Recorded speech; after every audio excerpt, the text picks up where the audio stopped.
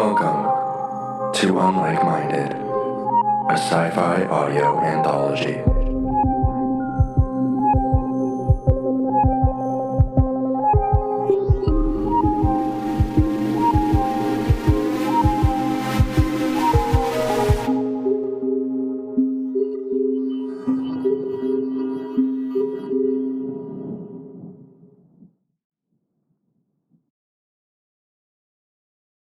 The Power Within by Robbie Hyne. Part 1. Believe with all your heart, with all your being. Will it to reality. Turn chance to fate, a moment that precedes a lifetime. Feel something coveted, discovered, now yours, in and of you. Let it course through, over and around, something of a phoenix rising from the ashes of who you were, who you'll never be again. Live this new truth, this new dawn to the darkness.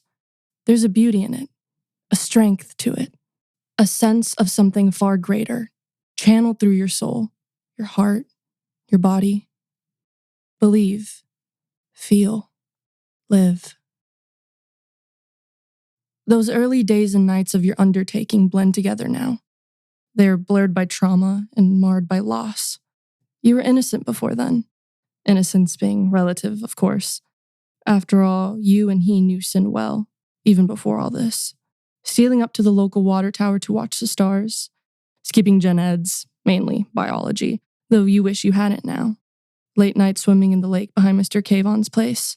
Drinking in the abandoned farmhouse on the outskirts of town along the edges of a dark forest. In that, before time, it felt like Emily and Nico against the world. Soon, it will feel so again. They ruled it an accident, Nico's death. But you knew better. Even though no one believed you, it was a great horror, a dark force that took him, that stole him from you and this world.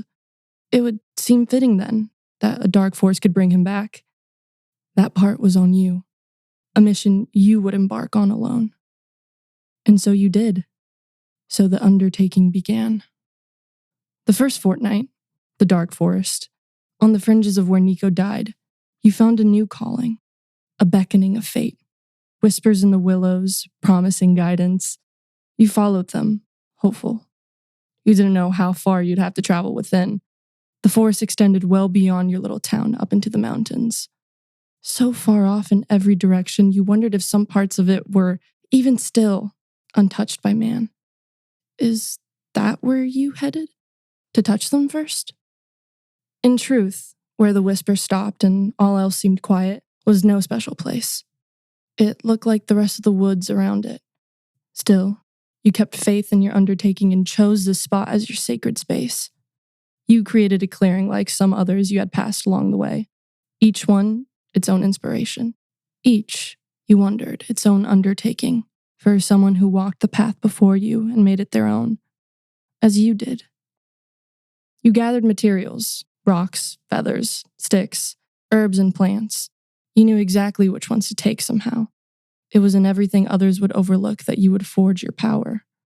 For some time longer, you practiced mindfulness in your clearing. You called back out to the whispers and asked them to tell you what came next. Did they answer? Not at first.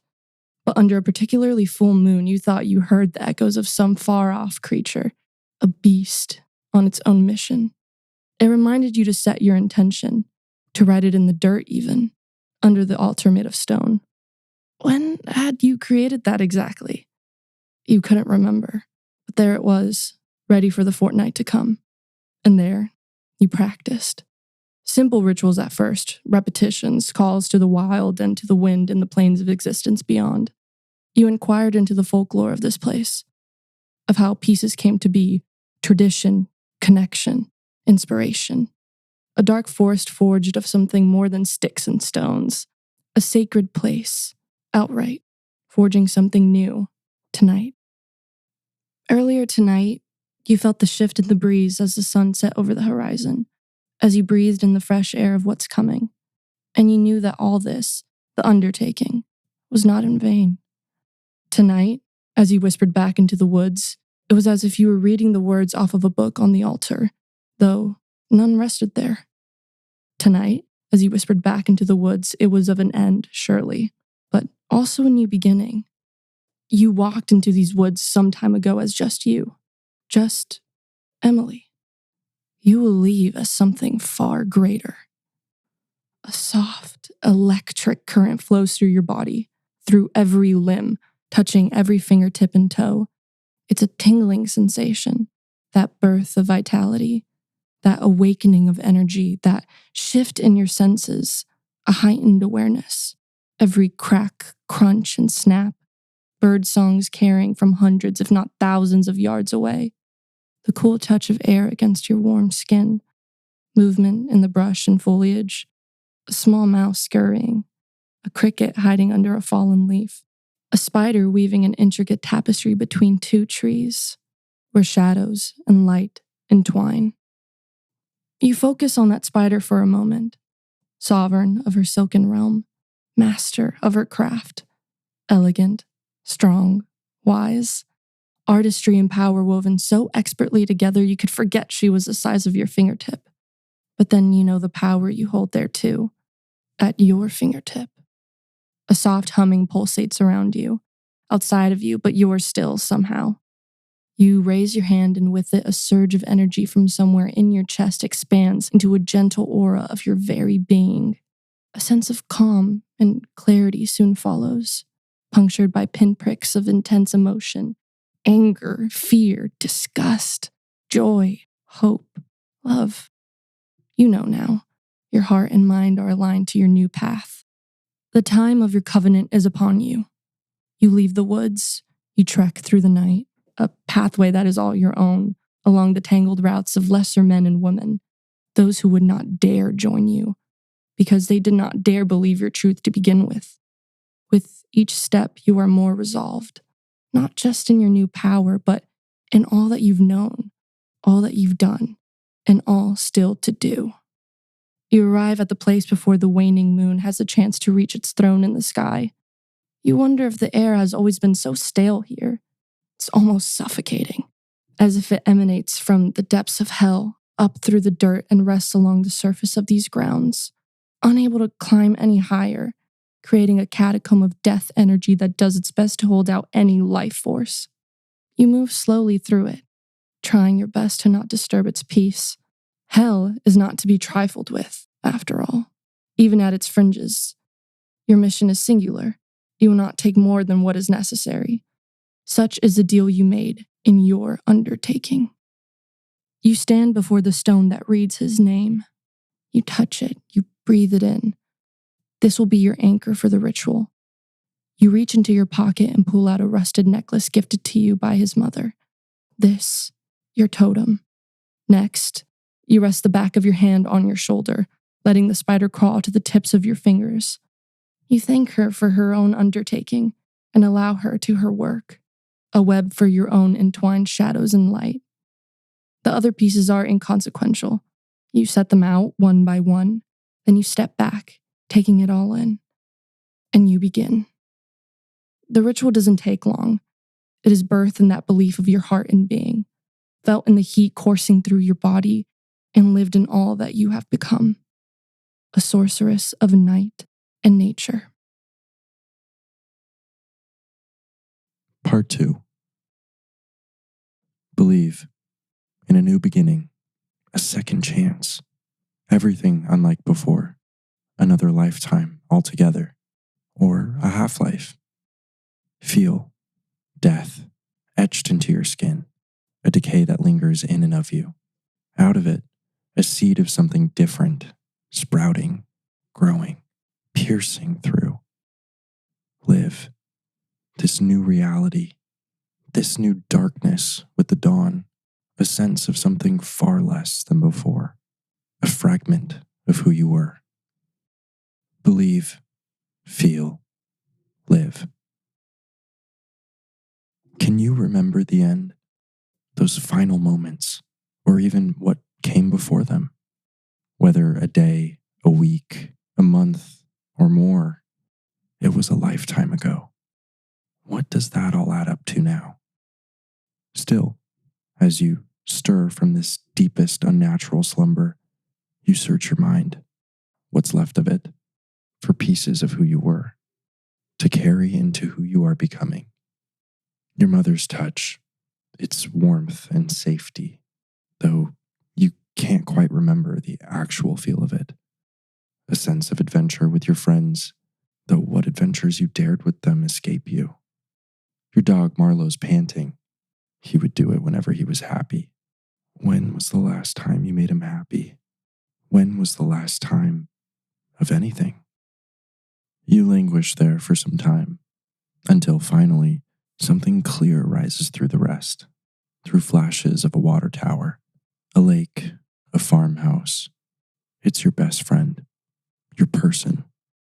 Even now, it's almost like you can feel her vibrance coursing through you, her voice calling you awake, her very being, a light guiding you to something, somewhere, somehow. But what lies between is heavy, thick, and dark. Your body seems incapable of the strength necessary to follow the light, but something tells you you will find it soon enough. Through numbness, first comes something like ice through your nerves, spreading along their endless webs through your body, lines far thinner than hair, searching to reanimate. A dull ache awakens your stiff and inflexible muscles. Every movement you make must be slow and deliberate. You feel fragile, like any piece of you could break at any moment, rejoining death, never to be recovered or reborn again. The ice meets your heart. You wonder if it's meant to melt there, but even your heart no longer holds any warmth, at least not physically. Its beat is faint, irregular, slow, a thudding rhythm that's barely perceptible, distant, even inside you, like something of an echo from your forgotten life. Does blood even flow through you now? The numbness gives way completely to new, hollow sensations, an emptiness in and of you. But outside of you, you understand now. You are encased in cool, damp earth. It holds your body in its embrace. Condensation from the world above touches you here and there. Trickles of that, which is essential for life, prickling against that, which is somewhere between. Should you be more afraid now, as you fight against pressure and exhaustion? You were not buried alive after all, but still, you're forced to dig yourself out of the grave. The soil is rough and gritty. It falls in on itself, making your progress painstakingly slow. The weight of it lessens. Pockets of moonlight pierce through your progress. And not just moonlight. It's her aura and glow, her power urging you onward and upward and out. You break through the surface, triumphant, but stiff, disjointed, and uncomfortable. The stillness in the air is most welcome, almost as though it's waited in a state of stasis for your return. As you bathe in the moonlight, you feel the gradual return of control, the continued, slow reawakening of your physical form, meeting those lingering sensations of death and decay. Everything around you feels strange and unfamiliar, though you know, without a shadow of a doubt, it has not changed. You have. Still, she greets you kindly and brushes you off. She is unfazed by your appearance, or even your reawakening. You know that she had a hand in it, maybe even that she herself called it forth. You might thank her if you could muster any words. They will come, she assures you, sensing your efforts. I've missed you, my friend, she says, tears welling in her piercing eyes. You reach to wipe the tears away, and they prickle against your fingers, like the condensation before. You wonder if some part of these tears, or just of her, is now essential for your life. You might ask her, if you could. The reawakening has only just begun. You will feel more, be more, do more, soon enough. For now, She asks just one thing of you, to lead her to the man, no, the monster that did it, that stole your life away. With your power, together you and she might just be able to seek revenge.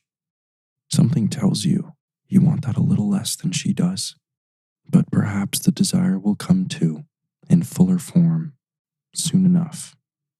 You long to ask her what power she thinks you hold. She pulls you into her embrace, and you feel the warmth of her love through your cold body. Emily, your best friend, your person.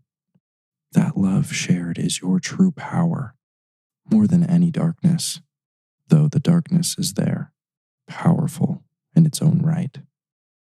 It is in those powers together that revenge will come, and so you set off to seek it, an embodiment of living death.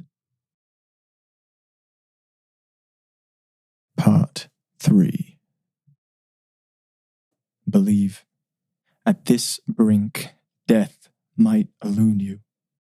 That you still have a chance, a fate, a lifetime. Feel.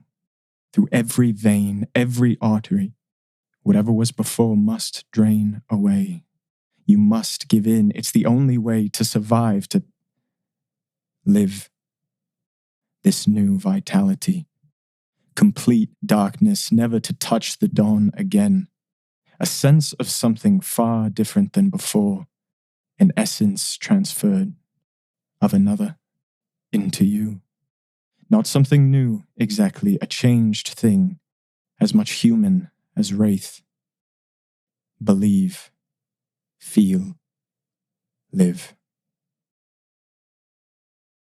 The devil himself came for you tonight. How long had he waited to claim his quarry? A night, at least, or 2 or 3, stalking from the shadows, as if that were part of the game. Surely the devil could take without knowing, and yet he followed and studied and learned. Perhaps that was his taste for it, more than just taking a life, with it, all aspects of existence. Knowing, then, was part of the hunger, or at least the way to satiate it. After however many years, decades, centuries even. How much of you could he know, truly? You thought back on it. The prickle on your skin every time you sensed his presence, but didn't know he was there. In your home, your sculpting studio, your favorite restaurant, the flashes of his eyes around corners and out of peripheries. At that movie, this bar, those streets, the sinking sensation of spotting him in one of his other forms, perched outside the window, before flying off seemingly into the moon itself. He knew a great deal then, so you searched further back, moving through memories like slides in quick succession, those pieces of you that the devil couldn't know. Barbecues and football games and gym sessions, hikes in the hills, visits to the city, snowball fights outside the college dorms when their classes were cancelled. Most of all, the way you felt about her, your great love. From the moment you met in the cafeteria to the movies you would watch on a projector in her brother's backyard to every night you fell asleep beside her. The devil couldn't know that because he couldn't know her. Not since she left. That was months ago. Months before all this, before the devil came. Only now you hold those memories close, even the hard ones, as all else is drained from you. You give in their embrace, and look up thinking of the stars you cannot see, of the new moon, of the heavens you might very well join. You lay here, on the cold, hard ground, ready. It hadn't started that way. When the devil revealed himself, you fought, as anyone would. You bit and punched and clawed at him, though you were no match. His strength and speed were otherworldly, his drive even stronger. Still, as he sunk his teeth into your neck, you hadn't given up. You writhed beneath his weight and slid out from under him. Not even a pace or two away, he reclaimed you. He took you by the arm, pulled you back, and he threw you down onto a table, shattering it into pieces. As he subdued his prey, he paused and reveled in the fight. He was glad of it, excited by it. You saw it in his deep, glowing grey eyes, and in the smirk that dripped with your blood. You refused to break eye contact. You didn't want him to have the satisfaction in the end. He liked that too. Then, as you felt it next to you on the ground, your own smile formed, and his finally faltered. You acted swiftly. With as much strength as you had left, led by adrenaline, you took the piece of broken wood in your hand, slicing it along his side, blood spattering all around you. You could feel it, ice cold on your skin. The devil fell backward in shock and horror. In the next moment, his smile returned. At least you would go fighting, but then he was gone. As you lay here now, you still don't know why he left. Perhaps a slow, agonizing death is to be your punishment for having the will enough to slice into him. Perhaps there is a punishment even greater still. Perhaps you're not even dying at all, no matter how much blood you've already lost. You feel faint, surely, but awake and aware. You find the strength to raise your arm up, feeling compelled to study the devil's blood painted across it, seeping into you through your pores, wafting scentless but enticing into your nose. So much so you can almost taste it on your tongue. What would it taste like? The devil's blood. Slowly, you bring your arm toward your face, licking along your wrist. It's glorious, exhilarating, like a fire is being lit within you, and with it, a sudden, sharp pain like nothing you have ever felt before. The fire in your chest suddenly contorting every piece and part of you, reshaping, rewiring, reorienting. As the pain subsides, you open your eyes to see a world more vibrant. Even shrouded in darkness, the vivid browns and greens and greys of the cabin almost sparkle. Then comes a surge of strength like nothing you have ever known before, like adrenaline times 1,000 and 1,000 times still. You rise, disoriented. You know there is so much more to discover in and of you now, but your desire for that discovery mixes with a sense of serious loss. You stumble over to the mirror by the closet for confirmation and watch slowly as your reflection blurs at the edges, and with it, who you were, the man before the monster. How long have you been standing here, wondering? For all you know, it could be minutes, hours, days before you move again, tearing yourself away from the mirror. Whatever you felt is gone, masked by something else. A most overwhelming sensation that's been building within you, an insatiable thirst. It fuels your body and dominates your mind. Still, parts of the old you break through, waging war battle by battle. Jaden is still in you somewhere. Perhaps there is hope yet. A shiver runs down your spine at that thought. Or, for another reason entirely. The sound of something, the smell of it, the taste of it too. Of them. One so delicious and full of vibrant life, the other unpalatable and reeking of decay. You step slowly to the door, then drift back into the shadows, awaiting their entrance in where feels like your most natural habitat now. Do they know you know they're here? How could they? You resolve to watch, study, learn, before you act. He enters first, the man of death, rotted through the body, discolored in bruises along the skin, bloodless, despite a beating heart. He moves awkwardly, as if he's relearning how, but with a sense of purpose. He bends over the broken table, taking note. She comes next, the woman of life, all but gliding as she moves inside, glistening like the walls did when you first opened your eyes. You are enticed by her, all that she is, all that you see in her, and all that you don't. She turns to find you blended into the shadows and beckons you out. The man turns back, and you see now they are both around your age. How did they get here, you wonder? How did they find you? She takes the questions from your mind and answers softly. They are hunting the devil. They've been tracking him for some time. How did they become what they are? Well, she undertook it. He was reclaimed. Why did they want the devil? It's revenge they seek for a life the devil stole, the very life missing from this room. In its place, living death. You recount the night's events. In them she finds the truth. You are now an extension of the devil, a limb of his great darkness. It was in your will and fight that he let you be such, if you could manage it.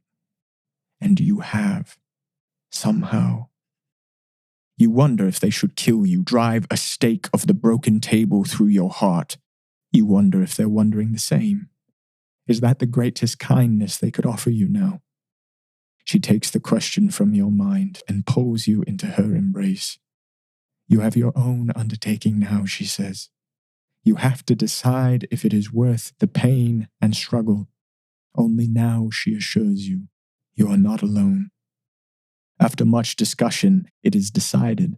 You will join them on their mission, your mission, to find the devil and destroy him before he can do more harm, take more from someone else, kill another. But as you ready yourself to go with them, you can't help but wonder, what then becomes of you? A predator of blood and shadow.